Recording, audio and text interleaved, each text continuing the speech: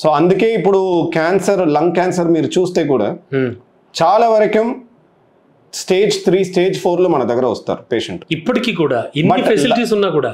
So ఇప్పుడు definite గా 5 years ముందు 5 years 5 years నుంచి there is a lot of change అండి.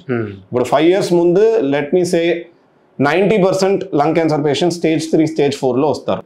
బట్ ఇప్పుడు కోవిడ్ తర్వాత ఎస్పెషలీ అన్ని డయాగ్నోస్టిక్ ఫెసిలిటీస్ ఇంక్రీజ్ అయిన తర్వాత now we're diagnosing lung cancer even in stage 1 stage 2 early stage బాగా తెలుసుకుంటున్నారు.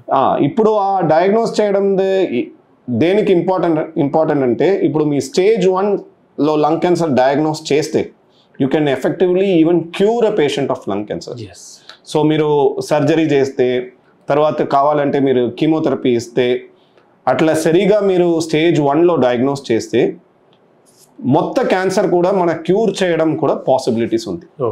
బట్ ఇప్పుడు మీరు స్టేజ్ 3 స్టేజ్ 4 లో మీరు క్యాన్సర్ డయాగ్నోస్ చేస్తే you can only prolong your life.